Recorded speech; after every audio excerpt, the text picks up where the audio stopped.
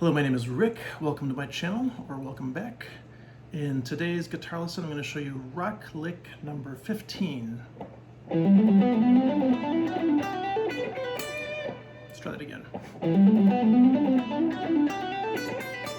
Yeah, so sometimes I make up new licks because I want new licks and I just make them up.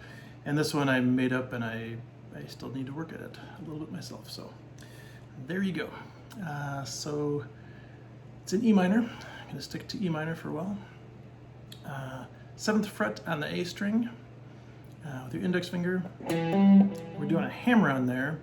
I'm muting a lot of these notes, but you can choose if you want to do that. Let's start out that way. So you're going to do a hammer on 7 to 10 on the A string, and then you're going to do the 7 on the D string, back to 10 on the A string. You're going to see the 7-10 thing, this little shape, repeat 3 times, so kind of a memo, a mental note to think about. Next part is you're going to pull off 9 to 7 on the D string, hammering back to 9, and then hammering to 10. So slow, that would be like this.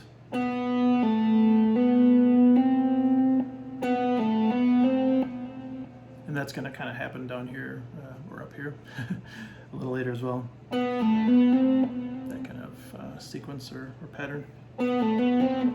So far you got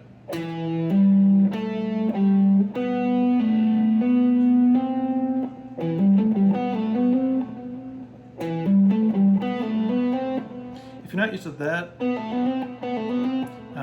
I did this with at least one of my students this week. I can't remember if any more than that. And I remember that was definitely a little bit difficult for this person. So good thing to work on. So far, yeah, you got. So now we're grabbing the 7 on the G to 10 on the D.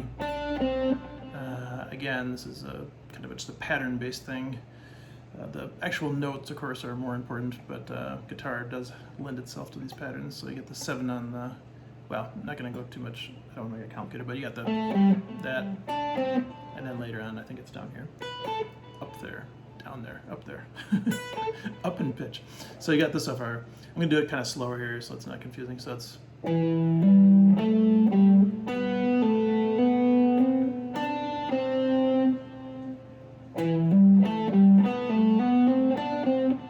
and then this part, let's see.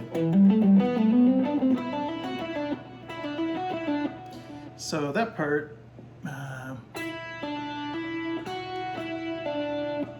you're going to pull off 9 to 7 on the G, and then hammering back onto the 9. So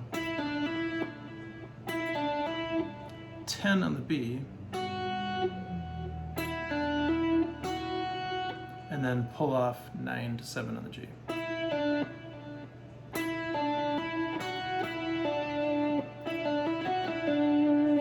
And any of these pieces, like if you're not used to doing that lick, you could just practice that for a day or two, because that pattern, if you want to call it, you could use it for sure in multiple places later. So far up to that point, let's see.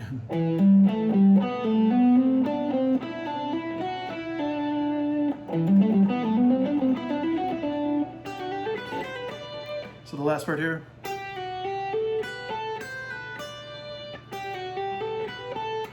So this part here, we're going to pull off 8 to 7,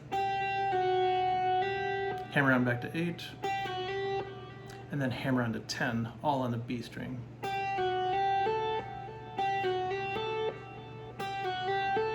And then it's different, it's different notes for sure, and it's also different fingers and different frets, but you can see that part that was up here. It's like pull off, hammer on, same thing here, pull off, hammer on, hammer on. Again, you could take an idea like that and just run with it, try it in different places on the neck. So let's finish up this little portion here though. So another one of those 7-10 things here. So 7 on the high E, 10 on the B. So that whole portion of the lick. And then the last 3 notes. You're going to pull off 8 to 7 on the high E. And then you can either hammer on to 10 on the high E or pick it.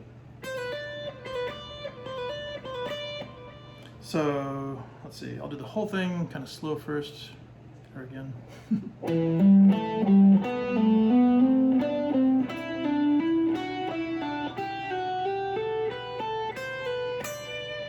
I guess I like picking the last note, so I get a little bit of a oomph there.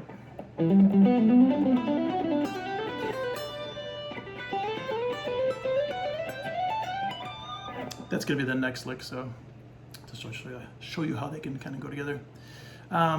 This is definitely more of a, I would say more of a advanced-ish lick. You can obviously get more difficult, but it's definitely not a beginner lick, and higher intermediate, maybe, I don't know.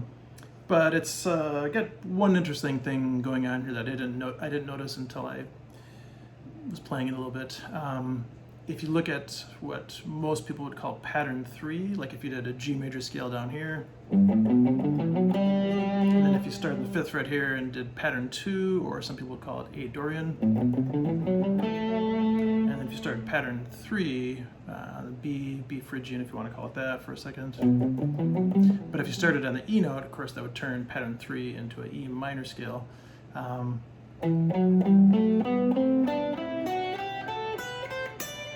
So what I noticed that's kind of interesting is this particular lick uses every single note in that pattern, if E on the A string here is your minor root note, except for this F sharp note here. Kind of funny, so if you look at it again,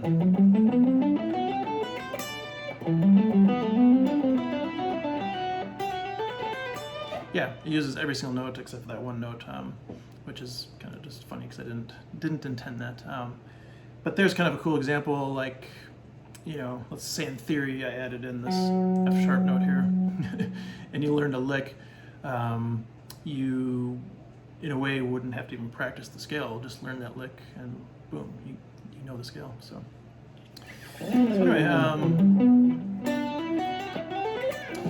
that's it for now. Hope you enjoy the lick, and see you soon.